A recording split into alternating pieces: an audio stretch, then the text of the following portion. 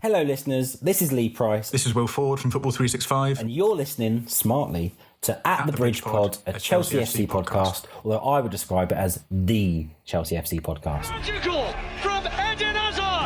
Kai Havertz in the Champions League final. Ivanovic! In the middle, it's just behind him. But it's tapped in by Hakim Ziyech. Matic with the ball driver. Matic takes the net off. Hat-trick hero. Cole Palmer wins an epic, sensational game. It's time for another episode of At the Bridge Pod, your number one Chelsea FC podcast. Coming up on this episode... Someone asked me what the theme would be for today's episode. On to Wolverhampton.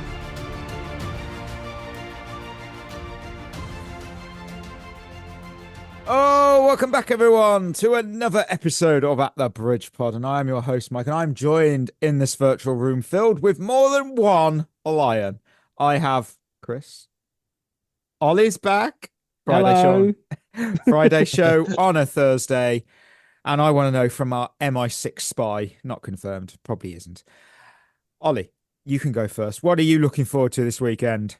For what it's worth, if I was a spy, I think it would be a bit of a stupid thing to also have a podcast. Or a great cover. But or a great cover. Could be either. What are we doing today? It's the Thursday show. So what are we looking forward to at the weekend? Yeah. Balls. I don't have anything. A standard Ollie weekend. No. Do you know what? I wasn't on the last episode because I was actually doing something interesting. I wasn't here. So More defining. Yeah, absolutely. Okay, whatever. Chris, save us. I think it's just a football weekend. I mean, again, if it's on Saturday, we'll be on because we're on 3G. When are we going to again, retire this fucking segment? Honestly, wow. Yeah, I'm kind of with you, Ollie. Wow. I think now the open question should just be: is anyone doing anything interesting this weekend? We can all say no and just move on. Well, for me, it's a weekend of sport. You've got Winter Olympics opening tomorrow. That'll be. I like the opening. I don't care about that. Well, that's nice. No, that'll be fun to watch. I love the opening ceremony. It's in Milano and Cortina. That's the official line. It's in Milan. I'm just trying to be, trying to use my cultural, Mr. Worldwide over here. Yeah, Mr. Worldwide. And this weekend.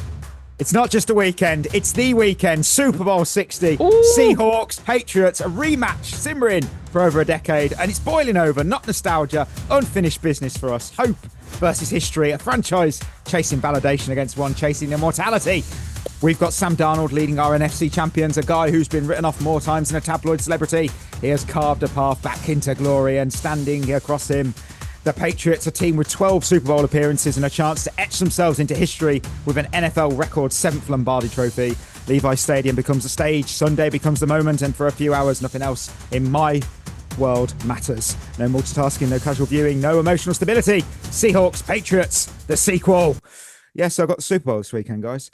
Can I change my answer to that? I'm going to watch the Super Bowl this weekend. You're going to. I don't even think I'm going to nap. Usually I nap for about a few hours and then because I'm at work the next day. But since I no longer am chained to terms, I can book off any day I want. Which day is it? It's Sunday. Obviously, it finishes at 3 p.m. a.m. Finishes at 3 a.m. Or if you're in Australia, it's in the morning, which that sounds great for me. I would imagine having it with a coffee, like watching the Super Bowl with your coffee. That sounds nice. Oh, that's surreal, man. Games of the weekend. I've got just 2 selections this time. Sunday. It's all Sunday, so you can tease yourself before the Super Bowl. I've got 4:30. Edge yourself. Edge as hard as you can. We have Bayern versus Hoffenheim at 4:30. First versus third. Hoffenheim are like the most informed team in the Bundesliga because they have 5 wins on the bounce now. And the question is, are they real? Can they make this title race interesting? So we'll see at 4:30. At 7:45, Le Classique, PSG taking on Marseille. And I think this is huge because obviously Marseille got dumped out of the Champions League by Club Brugge. They drew 2-2 with Paris FC last week. And it means that their title challenge is a bit on the ropes. And Roberto De Zerbi suddenly has a very, very warm buttock. He heads into this one because apparently they might sack him after this. Good. So who's a manager that they could replace Roberto De Zerbi with, who's a bit of an arsehole? Yeah, you just need someone who's got absolutely no morals whatsoever. So, just pick one of them. That don't answer the question. We probably because we're legal. We don't want to get in trouble picking out a particular manager. But if it's him, think of him. Shevva shoutouts. I've got Tank. Just got out of class at uni. Got to my car and was looking for the episode. Didn't see it, and I thought, damn, where's the thing at? Clicked off Spotify and boom, I got the notification for the best podcast in the world. Keep up the good work, guys. Love the pod. Up the Chelsea. What a game that was. 6, 7. Are we firmly on? 6 out of 7. Are we firmly on? Fuck you. on the Ross hype train now. Me personally, I want to see what he does in the second leg against Arsenal before I buy my ticket. Thank you, Tank. Thank you. Appreciate it. Thank you, Tank. Yeah, very nice message. Poi, speaking of a new name for our dear Aliano, someone a while back on Twitter called him Garno Show. Garno Show. So, Chris, maybe that's what you should call him from now on when he doesn't show up. And X Lizard, the way Chris is talking about Palmer is what Chris was talking about Chelsea fans. Somewhat contradicting, but I can't disagree with him. I can see the points. I mean, he did have 2 assists the game before, so maybe overthinking this. But if you think of the games this season, he hasn't really influenced much. Slightly worrying, especially with no Esteval. Yeah, he did fuck all against Arsenal, really. Yeah, we'll talk about it, I'm sure. Again later. We will. Yeah. Look. Thank you, everyone. It was a lot of 13 comments this week on our episode. That was loads. I was absolutely loved reading them. Genuinely, I need to react to some more of them. I will try and get through all of them. Were they nice or were they were mixed? Reasonable. To be fair, there was no one calling anybody out, and I was a little bit disappointed because I was expecting at least Chris to get some abuse. It's all gone quiet from a certain person on Spotify. Oh well, they did comment. They did. Did they? Yeah, they did say that certain person said that Rosenior is the new Arteta and we need to stick with him through bad spells. Chris, give it a few losses, you'd be calling him to be sacked.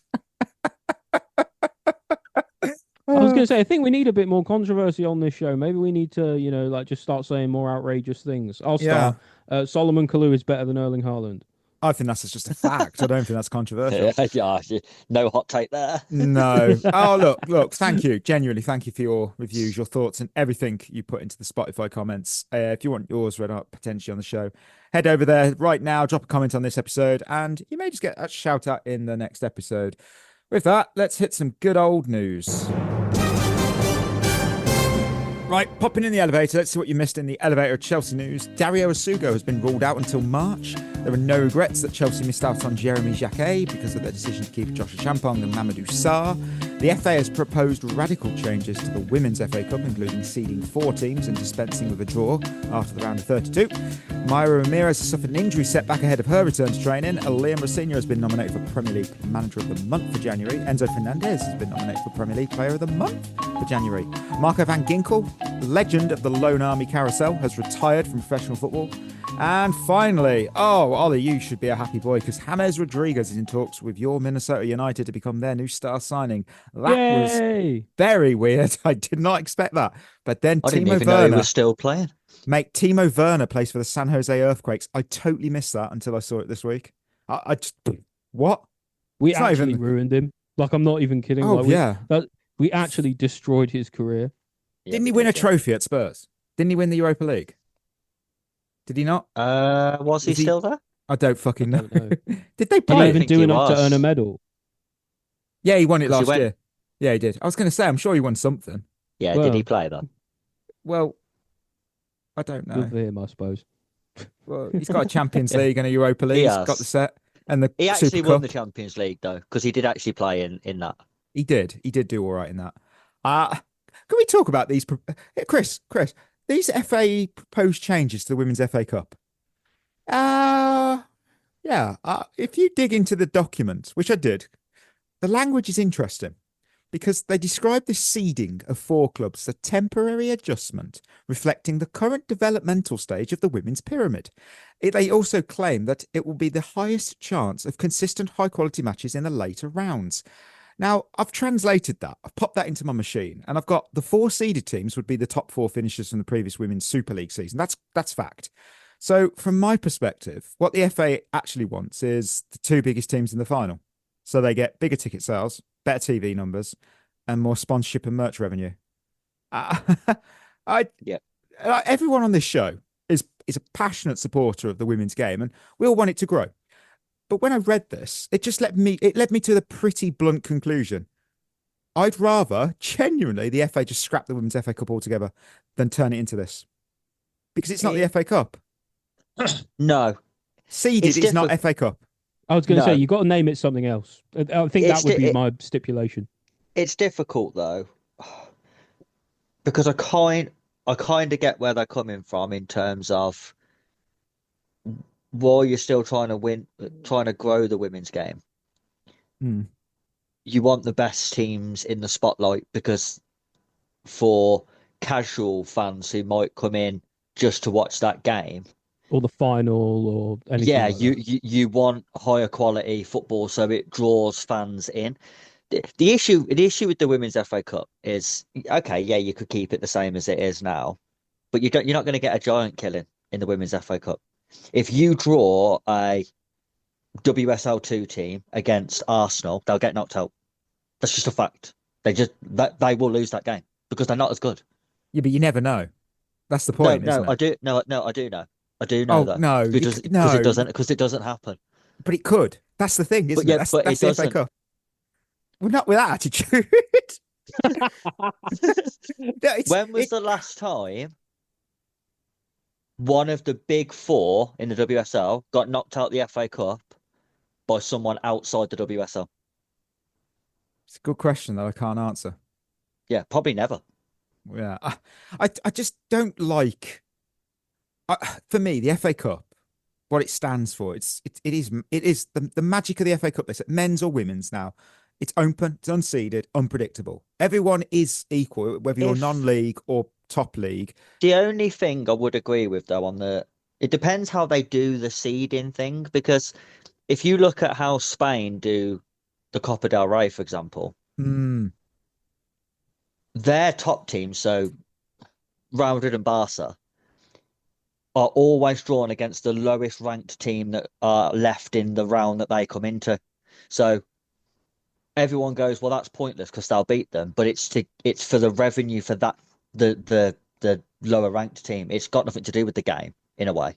You know what I mean?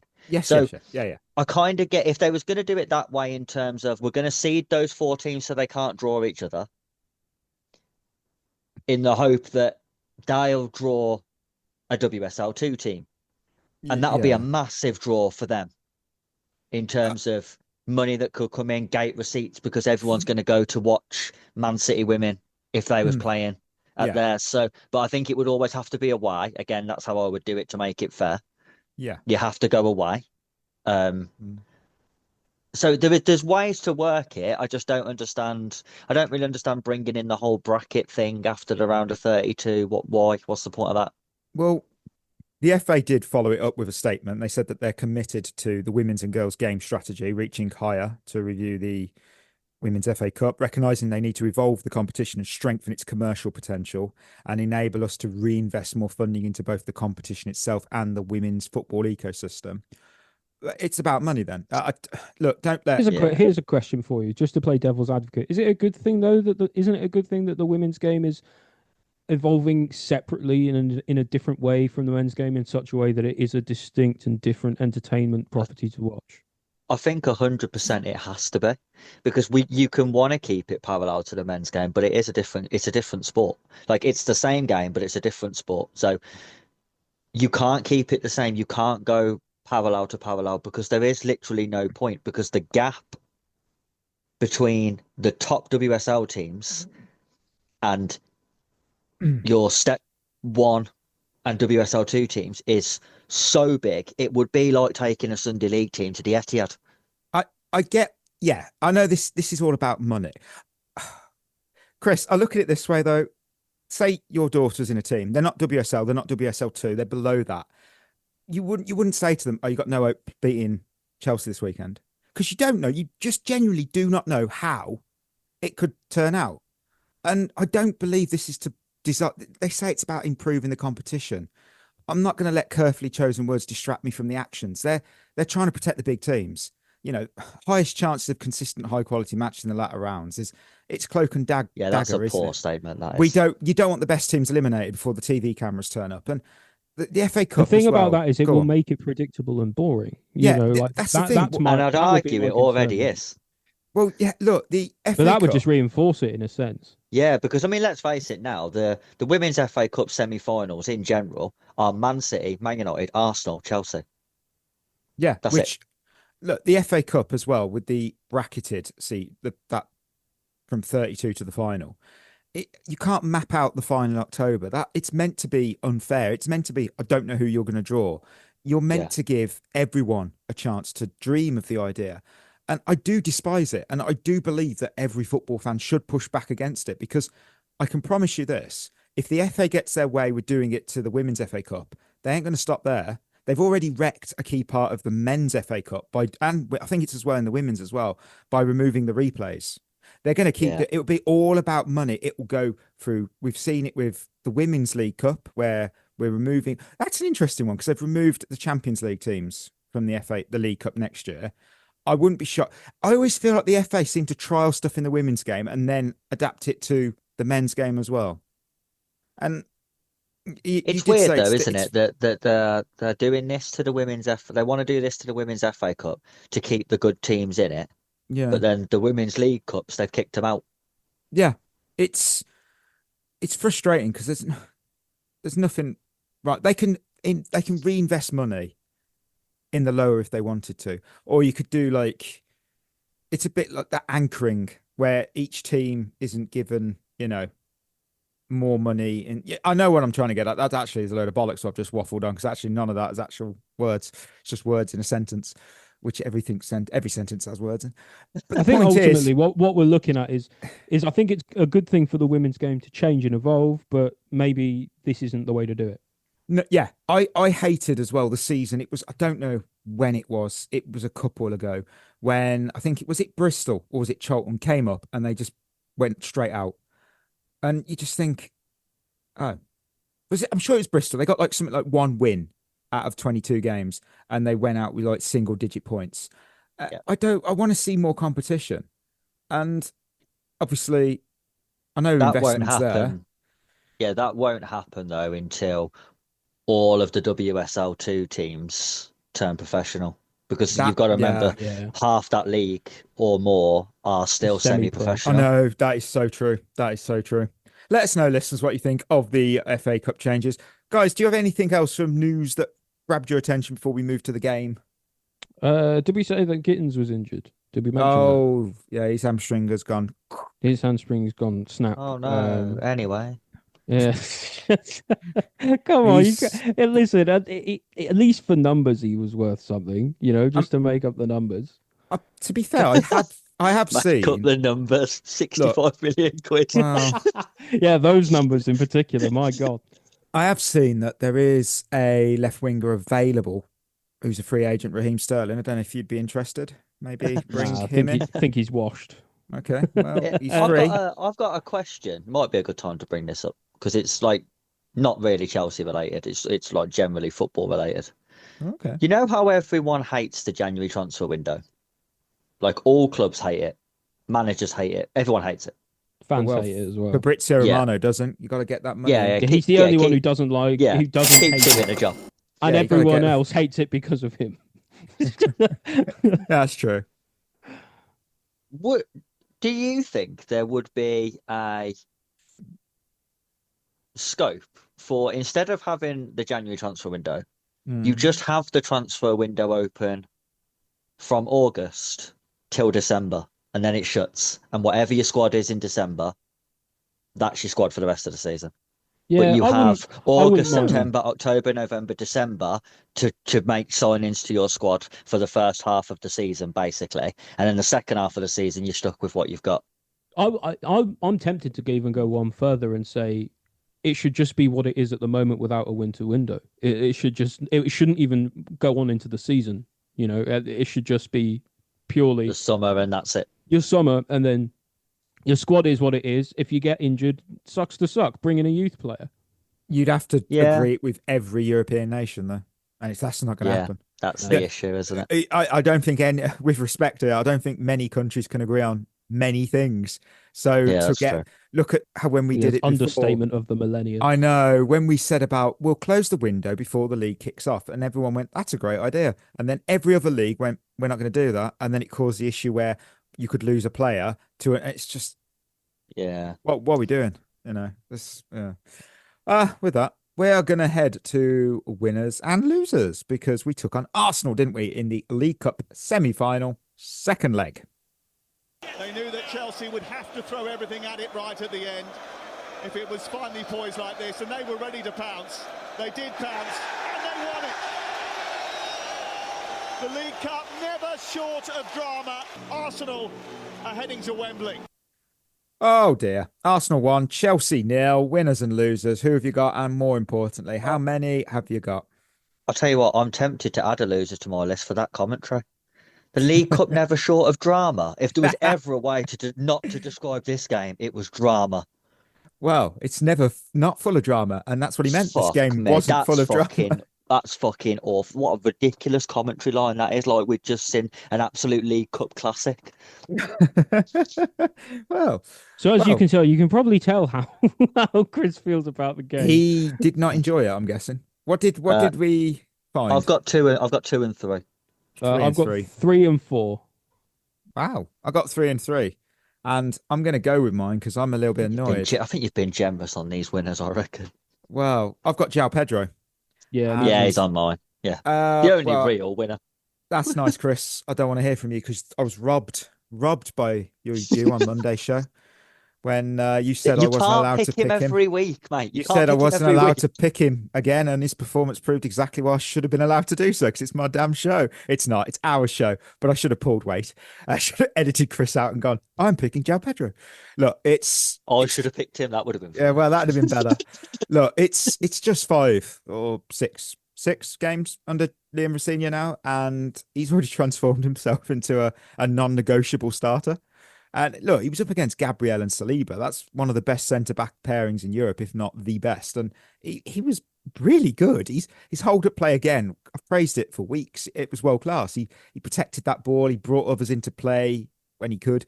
He gave us a bit of an outlet under the pressure. And, you know, the only frustration for me was that we didn't get enough bodies close to him to actually capitalise on him, because that's not on him. You know, that's a structural and personnel issue. What is clear, though, is that under Rosenior, Joao Pedro has really took a leap, and he's gone from promising and, is Club World Cup form just a one-off, to pivotal, yes, class is permanent. Why was he your winner? I thought his hold-up play was genuinely excellent, genuinely brilliant. There were several times where, you know, some of our defenders were giving him horrible passes under pressure, and he just ate them up. And he had absolutely no right to get to some of them, and he did anyway. Battling against Gabriel and Saliba, like you say, 2 of the best defenders in the Premier League. You know, probably the best defensive partnership in the Premier League, and he held his own for sure. I was really, really impressed. I wasn't certain about it when he was in the side to start with. You know, I know he'd been good, but I thought, well, is he going to be able to hold his own against, you know, those 2? And he really did, and then some. I've been really impressed with him lately. I don't know what he's putting in his Weetabix, but don't stop. No. Oh, Chris, what do you think? Yeah, hold-up play was excellent. It's good that, again, we're talking about him in such a positive way in a game that he didn't score in. Which shows that he's having like an all-round good game. It's not just scoring goals. His all-round game is excellent. I'm really glad he had a good game, because I think this puts to bed the debate of, are there any modern centre-backs who get in an all-time Premier League 11? No, they don't get anywhere near it, because the minute a striker has a good game, they can't cope. Gabriel and Saliba, whilst overrated, I think, are the best centre-back pairing in the Premier League at the minute. Joao Pedro had a good game, and he tore both of them apart. Imagine those two up against the prime Drogba. Fuck me. Fucking Drogba would have run him ragged. He'd have had a good time. I've got something that's going to upset you, maybe. My second winner. Don't put Garnacho. I swear to God, I will walk off this pod and never come back. Why would I pick him?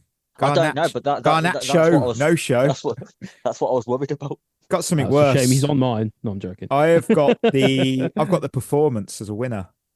Yeah, I agree with that. Yeah, because I've got reasoning. I think this game came down to a lack of attacking quality. I don't think it came down to a lack of intent or organisation. Because no, I agree with that. Could we have gone more attacking earlier? Yes, of course. In hindsight, yes. But what is Liam Rosenior meant to do when players can't secure the first touch or get a shot away? Liam Delap, or as Chris christened him, Liam de Crap, he's not a top level striker. And with hindsight, again, or the winger, that is also true. It just shows that with hindsight, letting Nicholas Jackson go is a mistake if Liam Delap was the replacement. That said, do you think there's any chance that Rosenior could talk Jackson around? I hope so, because fuck me, we can't go into another season with Liam Delap. No, I think that'd be a bit foolish. That said, though, I fear that ship has sailed, sadly, but I'd like to hope it isn't. I don't think this was a disastrous performance. I think far from it. We kept Arsenal quiet for the vast majority of the game. The only goal we concede comes in the final moments when we've committed 10 players forward, chasing the equaliser. So that's just the calculated risk of knockout football. You know, tactically, we were set up well. The execution, especially away at the Emirates, was excellent. You know, the semi-final wasn't lost here. It was lost in the first leg. We needed at least a draw. We didn't get it. That's the reality. And encouragingly, the back five worked extremely well. And it leaves me far more optimistic about the Champions League that we've got coming up. You know, we're still alive in the FA Cup. Positives have got to be taken. And now we move on to Wolves. Yeah, do you know what? I do agree. I liked the game plan. I thought the game plan was solid. The issue that you have as the manager there is he put all his eggs in individual quality in the last 20 minutes will be enough. And I don't think he's quite judged how shit our individual quality is. The game plan was fine. Going out and attacking Arsenal at the Emirates would have been naive because we concede one goal after 20 minutes and the tie's over and you've got no chance. So at least take it into the last 20 minutes, which is what we did. We just didn't have enough quality in the end. I would have liked to have seen when you go into that last 20 minutes and you think, right, we're going to make it a 20-minute game now, essentially, and we're going to try and win a 20-minute game. I think we had to do more, though. Like, I don't really blame the manager for that. I think the players had to do more. The amount of times we worked crossing positions and then played it backwards, and it's like, just put the fucking ball in the box. I don't know. I mean, to be fair, we lost the game because we didn't put the ball in the box. We fucked around with it on the right wing, taking 17 touches, playing 14 passes to give the ball away and get caught on the counter-attack. Just put the ball in the box. Yeah. I don't think that's, controversial. I think that's very fair. Ollie, who was your second winner? Second winner for me was Andre Santos. Thought he had a very, very good game. Slightly sort of understated game in a way because there were a lot of moments where he just kind of quietly went about his business, but I thought he broke up the play well. I thought he passed the ball well. I thought he really helped nullify Arsenal's midfield. Rice couldn't get near Enzo, and that, in my opinion, was largely because Santos was making sure he was on him whenever he would come into midfield. We looked so much better in terms of not letting players sort of stroll through our midfield, and I think partially that's down to him. Was really impressed with him. It's quite astonishing to me how he didn't get more game time under Enzo Maresca because this kid's quality. Yeah, I think Santos as well. You look at Santos, Caicedo, and Enzo Fernandez. Their heat maps are exactly what you'd expect from all three of them. They're everywhere, and even the defense as well, which I'll touch on that in a minute. That's the best. That's our best midfield three. Yeah, no doubt, 100%. Chris, and I think if you want to play Enzo Fernandez and Caicedo, you have to sacrifice someone to put Santos in. You can't play Caicedo and Enzo in that pivot with, say, Palmer in front or Estevao in the 10. No, you can't do it. Just play those three. Play those three, and then everyone else has to fit in around that. Chris, who was your second winner? Because I think you had Joao Pedro. Yeah, I did. Wesley Fofana. Nice. Deserved. I think the whole back line was actually good. I mean, they did play up against probably one of the worst strikers in the league. So take it with a pinch of salt. But Fofana came in for criticism a couple of games ago. Unfairly so. Yes. Yeah. So I think it's fair as well to balance it out when he has a good game and say that he did. I thought he defended excellently. I thought he used the ball well, drove forward a couple of times like he did in the game previous to set up a goal. Just didn't quite have the end product this time. But I mean, he's a centre back, so I don't know what you expect him really. But yeah, I thought it was a solid game from him, and I think he's another one.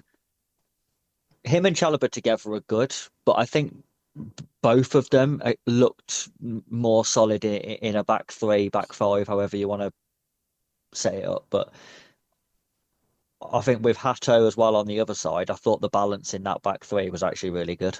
Yeah. You know what? I'm going to just go with my third and final winner because it is the defence. And I am completely disregarding the 90th minute goal because, look, when everyone's in the opposition box, you are almost guaranteed to concede if the counter comes, unless, obviously, if it goes to Garnacho, it's going wide, but that's they don't have a Garnacho. The other 89 minutes, the defence was absolutely excellent. You know, Wesley Fofana was outstanding. He kept Martinelli firmly in his back pocket. Chalobah stepped in with several high quality, well-timed tackles that stopped Arsenal attacks that developed or, you know, just in the box. And after his disaster against West Ham, Joao Hato even delivered a very composed performance. Underrated, I think. That was really good. You know, we defended our castle, and against a team of Arsenal's quality, like it or not, they are considered the best team in Europe right now. I think it matters, and I think it's the positive to take it. Europe, isn't it, that? Well, you could say that in general, couldn't you? Yeah, honestly, though, it's a bit of a tangent. Arsenal are shit, though. I can't believe they are going to win the league. They are absolutely shit. They are really good at what they do, but from open play, they are genuinely bang average. Well, they don't have to be better than that, though. No. And that's the problem with the league, isn't it? Yeah. Basically. Ollie, who was your final winner? Very similar to yours, Mikey. It was Trevor Chalobah. Thought he was excellent. Really did. Thought he marshalled the game well. Thought he organised his back line well. Swept up in danger. Communicated with the back line well. Really marshalled his defence. And Rosenior came out after the game as well and was singing his praises, saying about how integral he's been since he's come in. It just goes to show that even though he does have his blips every now and then, and maybe he's not the absolute best centre back in the world, he's probably our most consistent centre back when it comes to both fitness and form. And it's shining through again. You love to see it. Yeah. I think with Chalobah, I think he's one of them where if you put him next to a genuinely world-class centre-back, I think Chalobah is then rated much more highly because he'll perform better. I think at the minute the issue that he has, Van Dijk. Yeah, exactly that. Like, he just needs the player next to him who's going to elevate him that extra level, which he doesn't have at the minute. He's being asked to be that player for everyone else, and he's not quite that. It's almost like putting Gary Cahill next to John Terry. Like, Gary Cahill was exceptionally good, but he hit the level he did because of John Terry. Yeah, iron sharpens iron. Yeah, I'd be interested to see what happens when Colwill comes back. If he does, Colwill can return to his previous form.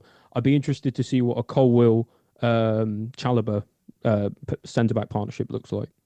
Yeah, you look at it with obviously how we had John Terry and Carvalho. They were both top class. Who do you think is the better one? Let's go with JT. He sharpened Carvalho, who improved his level.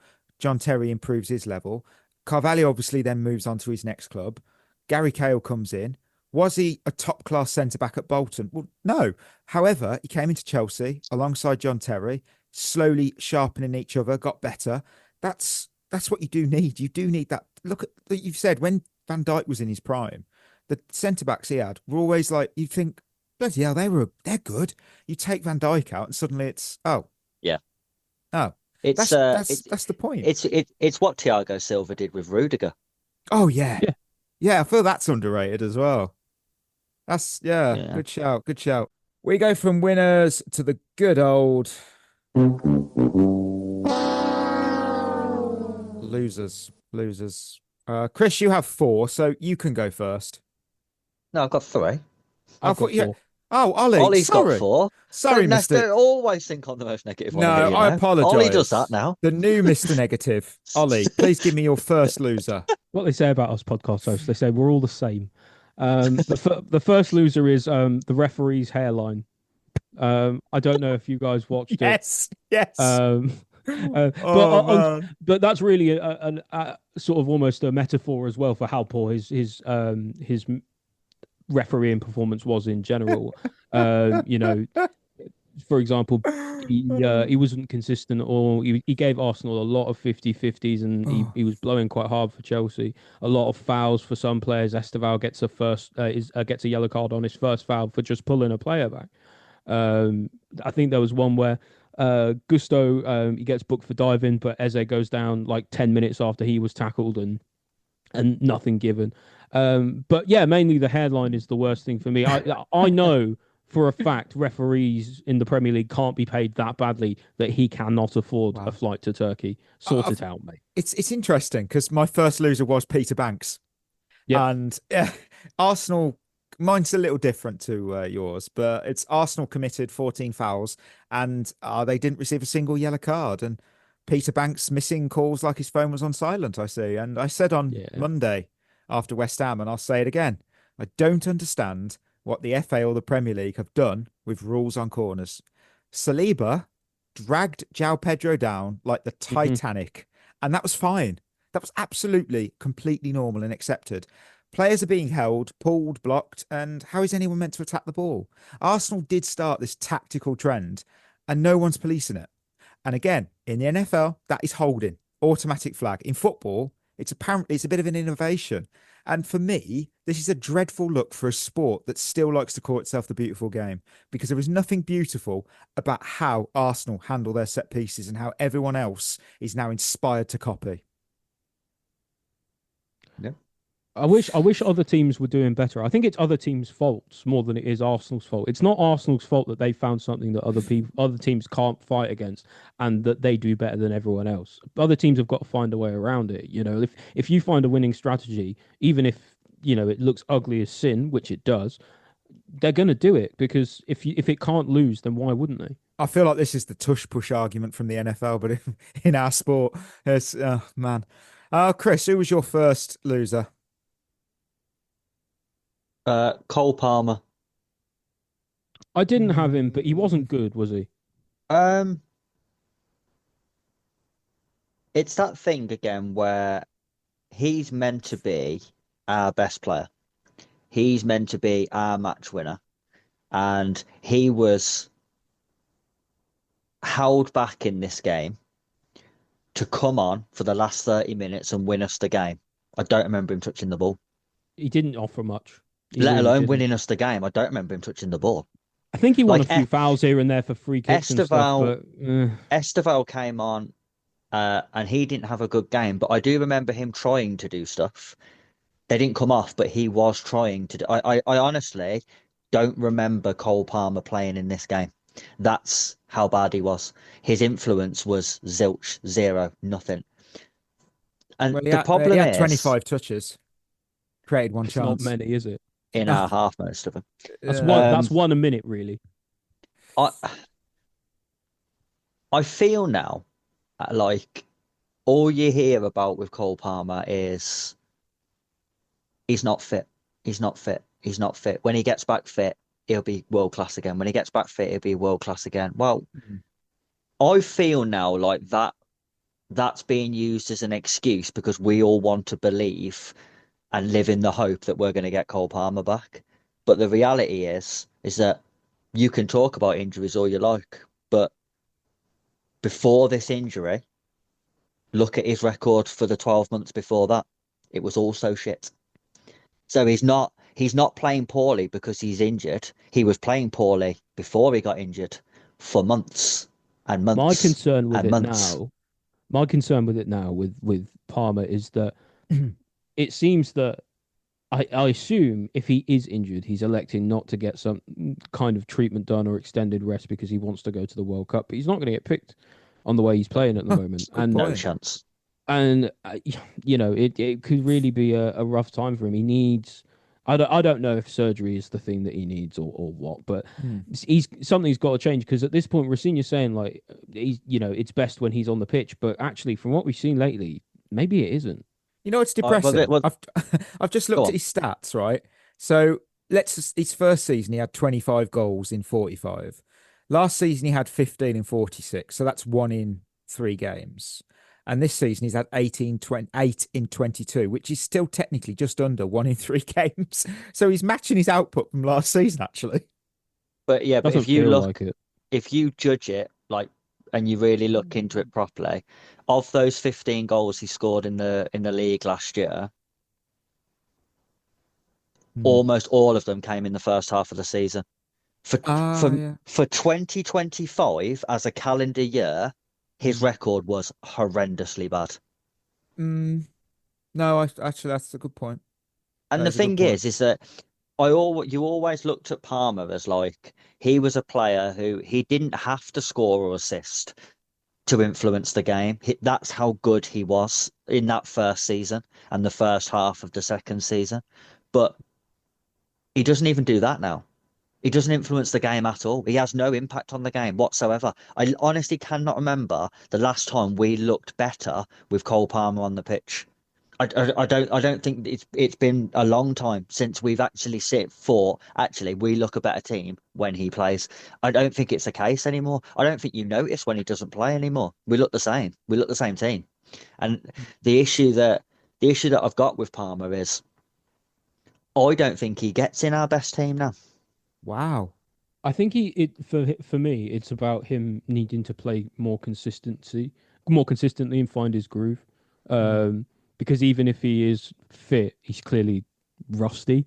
If you know what I mean, if he needs to be playing every 3 days or he needs to be managed or whatever, he needs to be playing as much football as he needs to play to play himself into form, really. Because when he is in form, he's unplayable, and there's no reason not to try and play him into form like that. But it's got to do something. Well, Chris is spot on. He scored 3 goals before the Club World Cup for Chelsea, and there was one against Palace in the 1-1 draw on the 4th of Jan. Then the next game was Bournemouth in a 2-2 draw. He scored, and then he didn't score again till May when we won 3-1 against Liverpool. That is awful. It's not great, and he kept playing 90 minutes. By the way, he didn't. Yeah, that's what I mean. Yeah. And then even at the Club World Cup, he was really good in the final. He weren't good in the rest of the tournament. He only scored once up against Palmeiras. Yeah, that's what I mean. Everyone talks like he was absolutely world class in the Club World Cup. No, he wasn't. To be fair, we was pretty shit in that tournament up to the final. So I don't understand. I just think there's a massive narrative around Palmer that people are just ignoring the facts behind it. And yes, he is an unbelievable footballer, or at least he was 2 years ago. But how long do you wait until you go, actually, he's just gone. He's lost it. I don't know what's happened, but do you think he doesn't deserve the credit in the bank? Not for 2 years, he doesn't. Okay. One good season shouldn't give you 2 mediocre seasons. No, true, but you can have arguably from a single player, it probably is the best single player season since Hazard left. Yeah. But what's he done for me lately? No, I get it, but surely that's worth something. That is so true, though, because it's something that they say all the time in the NFL, not for long, because it's what have you done for me lately? And this season, have you been good enough? No. And some could say, yeah, but he could come back if someone offered 120 million. Oh, no, we shouldn't sell him. But he hasn't shown 120 million pounds of talent. Go on. What's really funny is I don't think people have took into account the impact that Nicholas Jackson leaving had on Cole Palmer.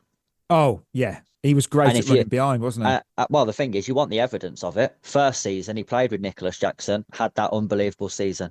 First half of the second season, when he was still really good, who was playing every week? Nicholas Jackson. And then Jackson fell out with Maresca and stopped playing every week, and Palmer went to shit. Yeah. Ollie, who's your second loser? Second loser for me is Overreactions. Oh my word, you and I. Oh, I'm liking using this one at the moment because I don't know, maybe I'm feeling more level-headed these days or what, but listen, I understand it. We don't want to lose to Overreacting, Arsenal, you think? and we didn't want to lose both games in the tie, and we didn't want to lose it in the way we did, and we did. And you know, to have his goal as well. The way I see it, though, is that it was a bit like Chris was saying in the winners section. We had a good game plan. We tried to execute it to the best of our ability. On another day, maybe it works, and we just didn't have the quality to finish it off.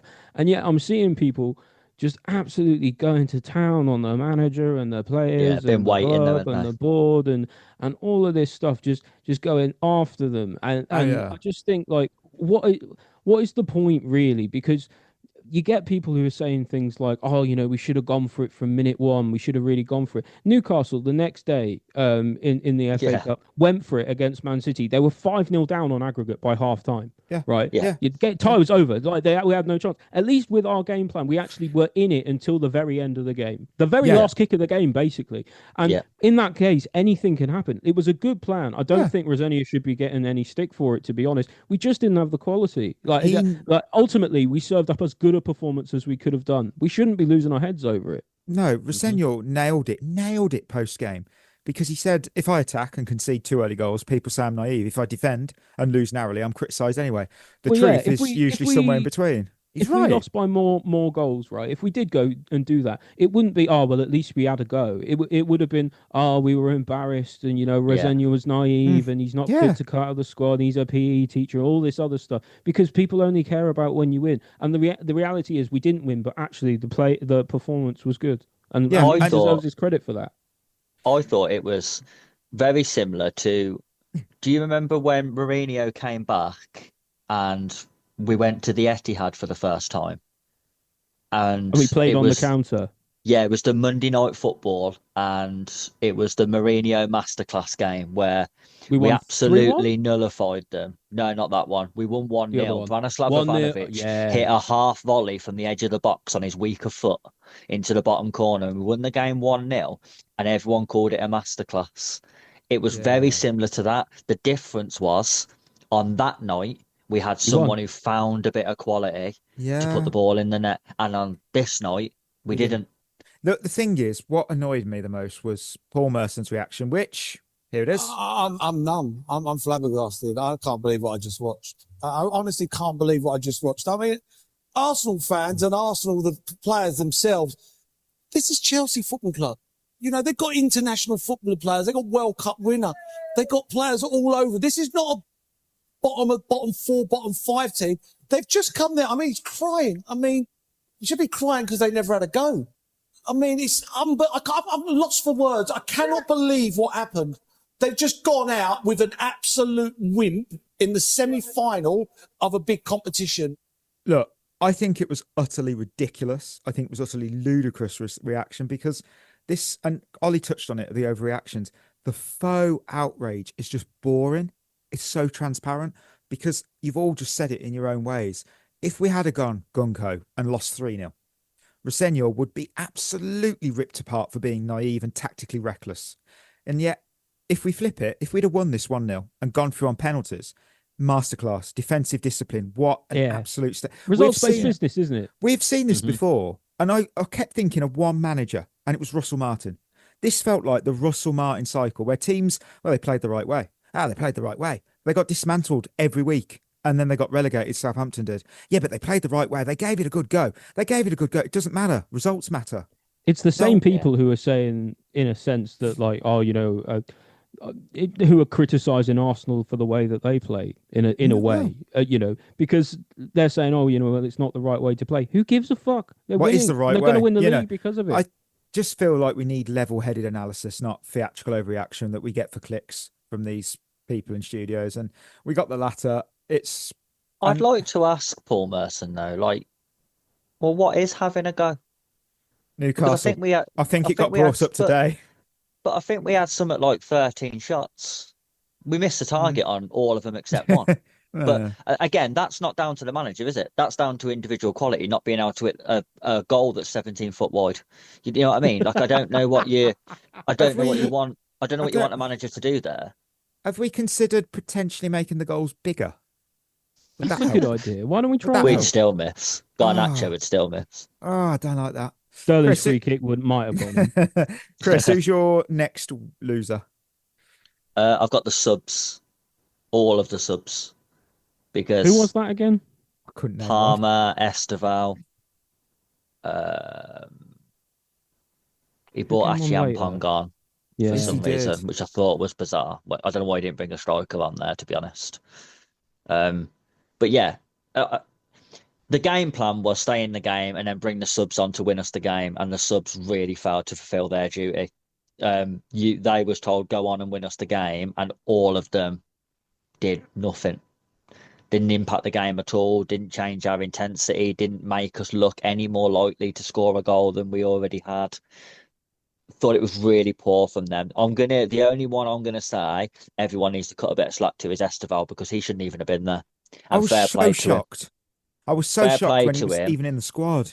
Yeah, having gone through what he's gone through, and at his age, and to come flying back from Brazil to play this game, fair play to him. So I'll let him off having a shit game. Yeah, because But it's the travel as others- well. Yeah, the others though, you've been brought on to win us this game and you've done nothing. Yeah, I fully agree. I was shocked to see Esteval on the bench, because I know we were told he was granted indefinite, obviously compassionate leave. He was back, and the flight from Brazil is a long flight. Just to see him on I was like, wow, okay, fair enough. And It shows commitment to the club, like Yeah. fair play, mate. Like, hopefully everything's he's doing everything all right. everything he's gone through and everything with with the familial situation and everything for him, and to still say no, like I owe it to my team to try and be available and help them win the game. That's very, very admirable and noble of such a young kid. Who was your next loser, Ollie? My next loser was the medical department / the club. Oh, because Idiots, what we dickheads, or both. sorry, Yeah. sorry. Oh, What yeah. did I do there? It's fair enough. So what we heard was before the game was we saw that Reece James wasn't in the squad at all. And at first we hear he's being rested, then we hear he might have a slight knock. We still don't really know 100% how fit he is. He seems like he should be all right for Wolves. In my opinion, I don't think he had a knock. I think he was deliberately rested, and I think he was deliberately rested because the club or the through the medical department, the club just don't really care that much about this trophy. And regardless whether you like it or not, in a semi-final against a London rival, a close London rival at that, to not have probably one of your best players, if not your best player, and your captain on the pitch or even in the squad at all for both legs, it feels a bit almost like self-sabotage. I understand we've got to get top 5 this season, we've got to secure Champions League football, but in my opinion, you can't leave Reece James out. In my opinion, they've manufactured a reason as to why he couldn't play, but I'm not buying it. I agree, and to be fair, I just realised then when Ollie said that I haven't, but I was going to put Reece James on my losers list. Okay. And the reason being that we know that our medical department are probably given too much power in squad selection in terms of this player's available and this player isn't. So here's the 16 players you can have today, and we're keeping the rest. But we all know the ultimate power inside football clubs these days lies with players. And I think it's really bad that our captain has walked into that medical room and they've gone, we don't think you should play tonight. And he's gone, all right. What? Imagine trying to tell John Terry that he weren't playing in a cup semi-final. He'd play it if he had one leg.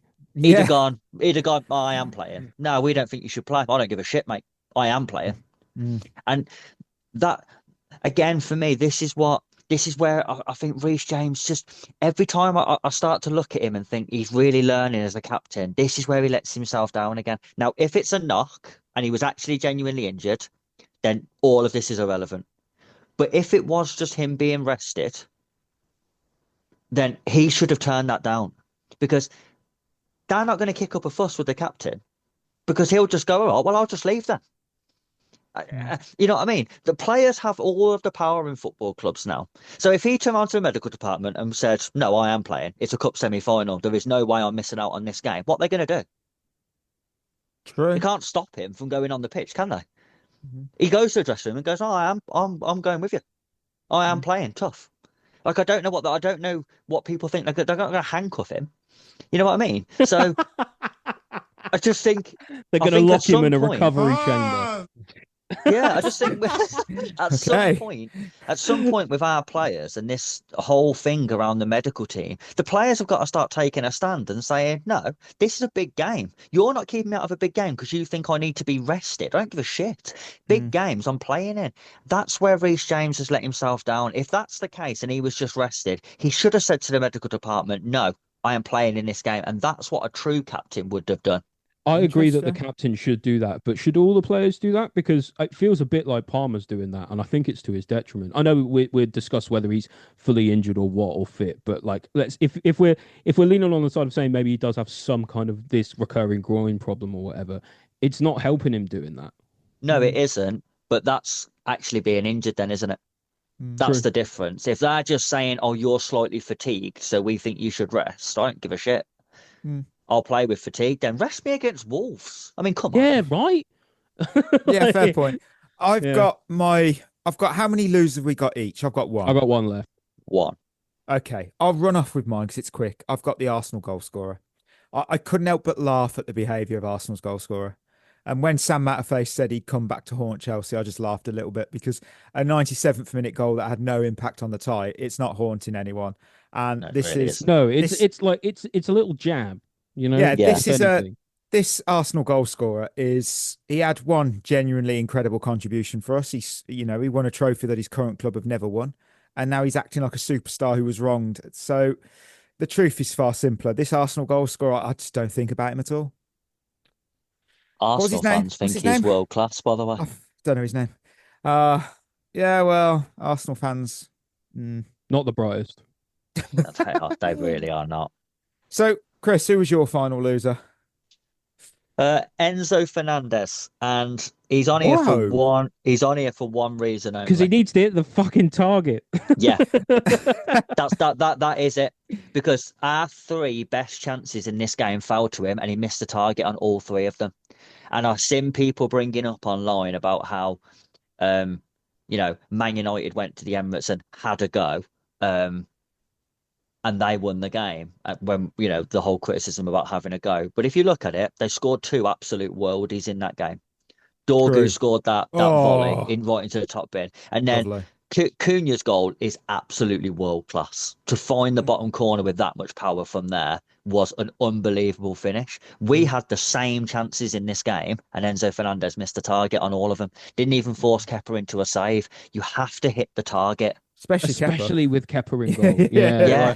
I just don't know why you're trying to pick out the top bin. Just hit the target. Force the save. So I thought he had a good game, but those are the moments why we went out.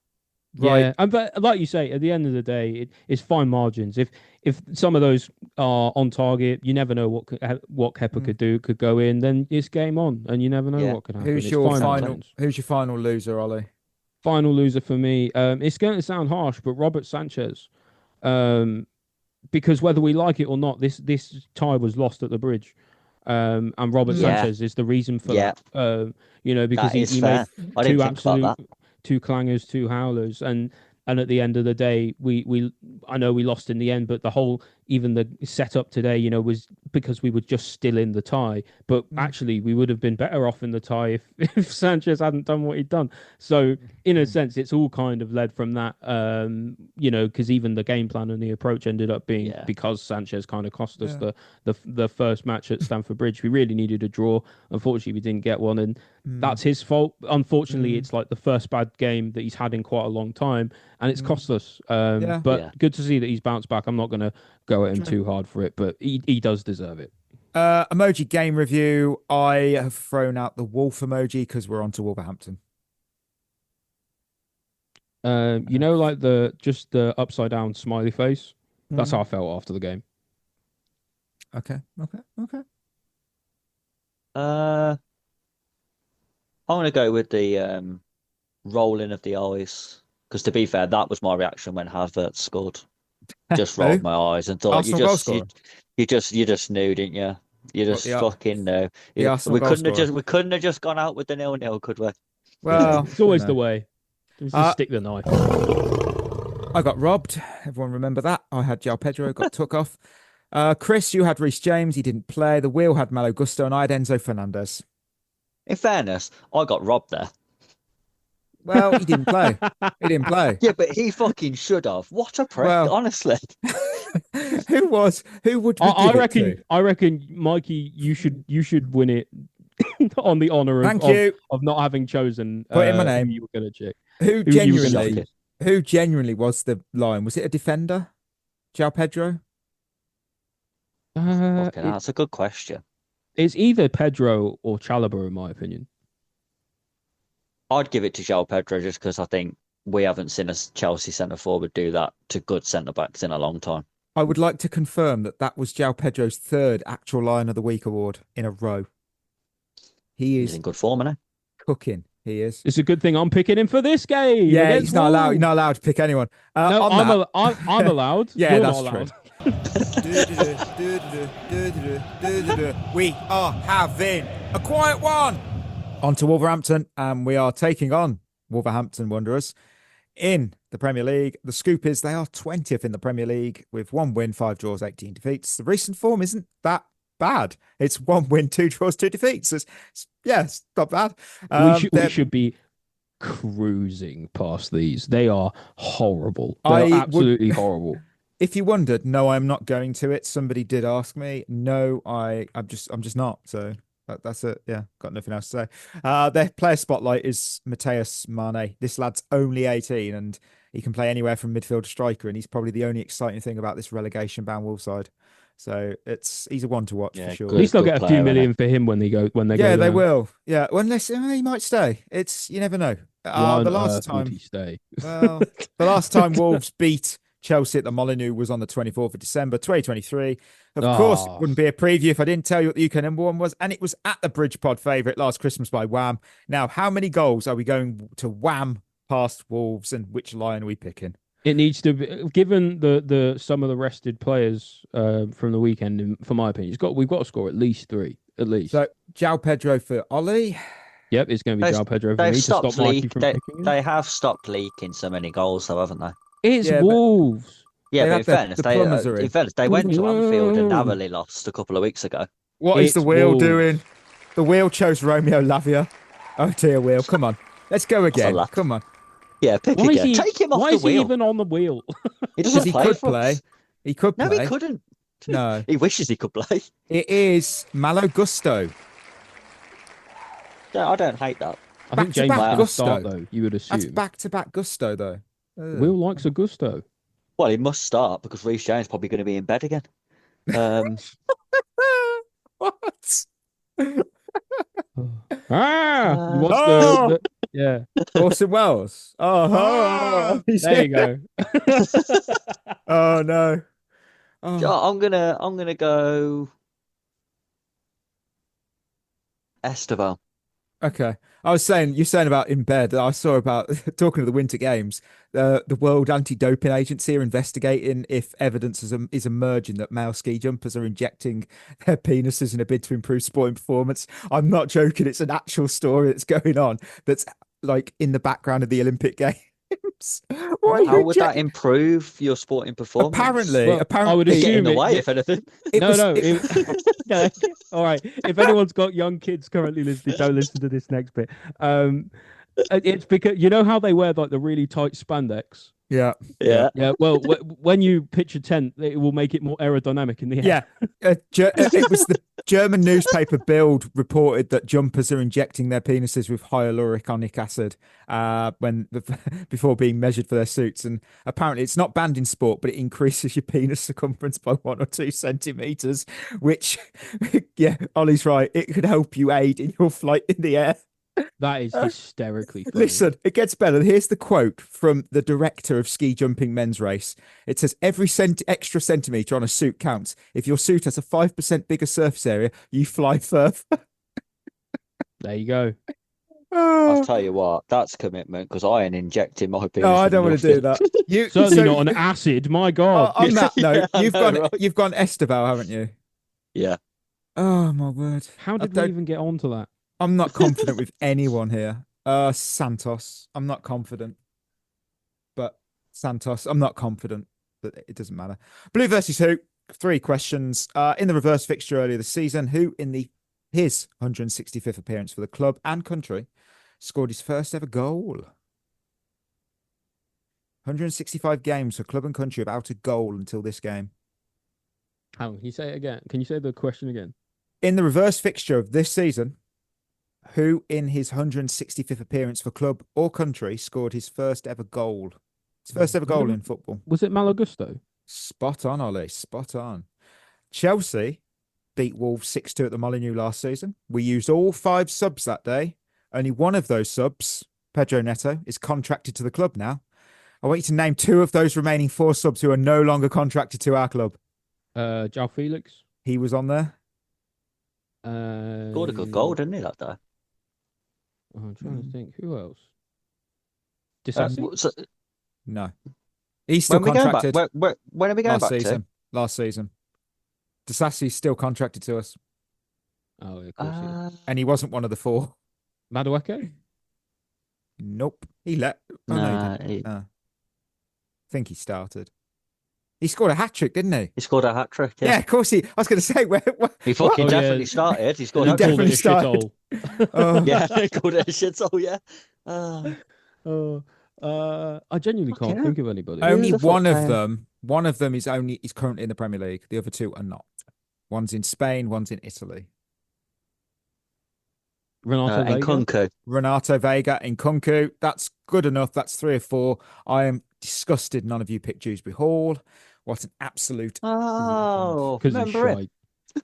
I want former Wolves in order of when they first joined Chelsea. It's the same 5 as that we had before because there's only been 5. We got Mancien, Costa, Colton, that is, Dave Besant, and Pedro Neto. So when they first joined haven't we Chelsea, done this already? Yes, but it was in the order of when they first joined Wolves.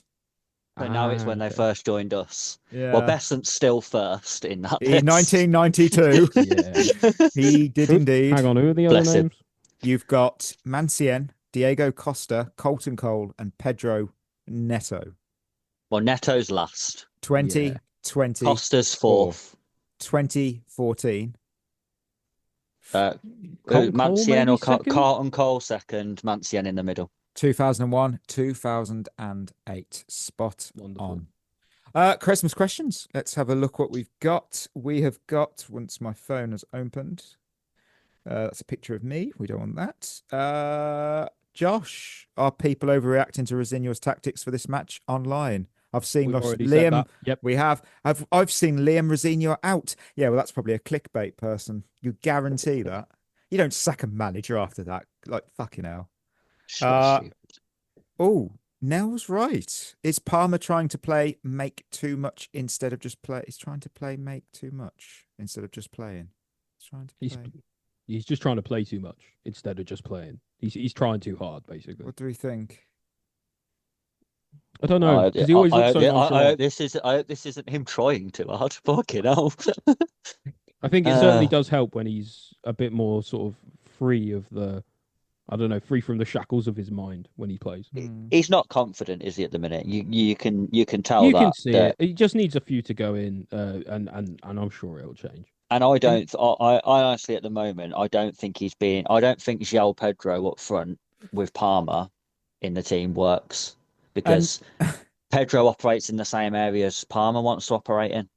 I've got to give a question from Morten Ostergaard, a fellow Danish Chelsea fan, who's also a Buccaneers fan. So there's something. I hope you listen because you put the question on Twitter and I am reading it out.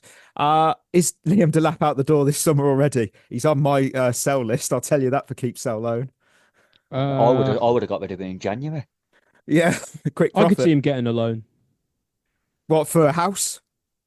Car? Yeah, maybe. I don't know where we're going with that. Back to maybe somewhere not near Cobham, maybe. Oh, fucking hell. You know what? I think we've got time for a bit of a good old Lone Army carousel. Well, I don't know where the button is. So we don't. Yeah, there it is. It's rusty. Wait. I was gonna say.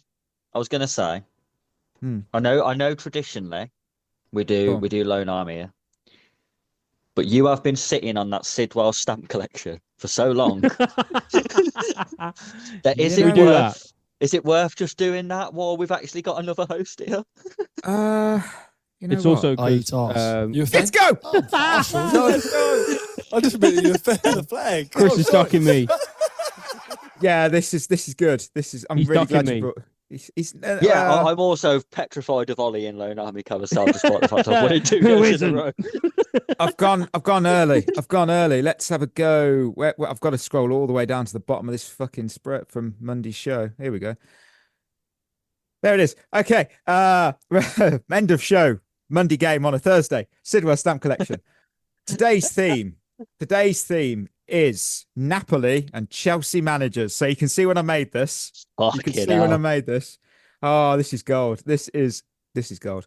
So every manager today managed both Chelsea and Napoli, and I want you to name every team that they managed in their career. This is why I said it's a good one. Antonio Conte. He's had 10 teams. 10 teams. Ollie. 10 teams. I'm going to say 8. 8 teams. Chris, can you name all 10? Or 9? No. Just one. You don't have to name 10.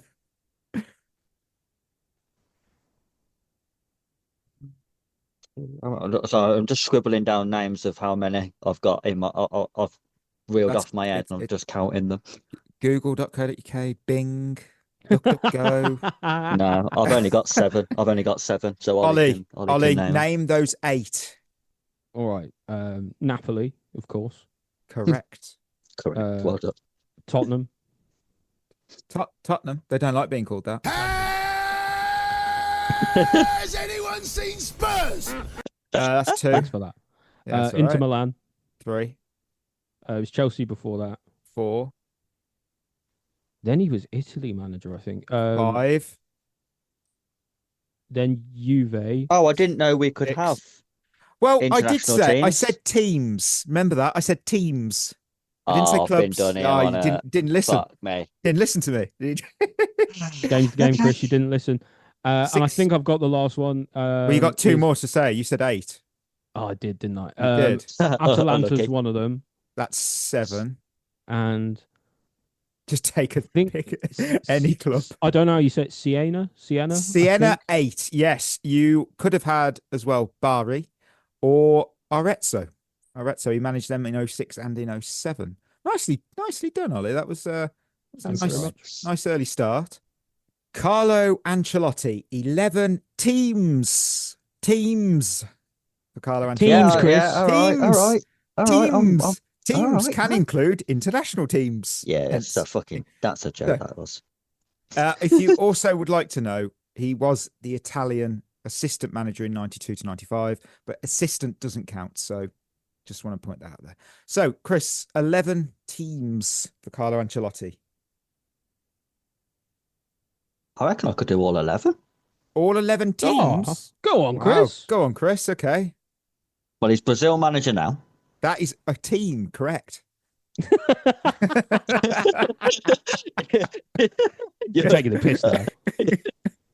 He was Real Madrid manager before that. 2.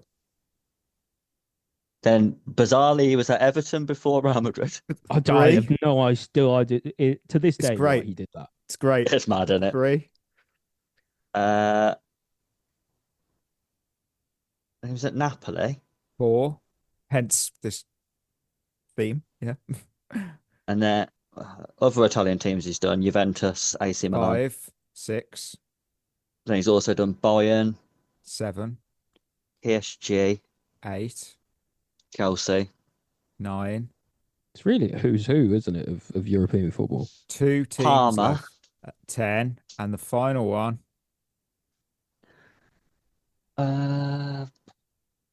Regina. Reggiani, I will give it you. That is completely acceptable. 1-1. And Good we job, mate. move to my favourite thing I'm ever going to do on this show. This is why I was so excited. I have got Maurizio Sarri. I have got 21 clubs. Oh, you are fucking Yeah. kidding me. Fuck off.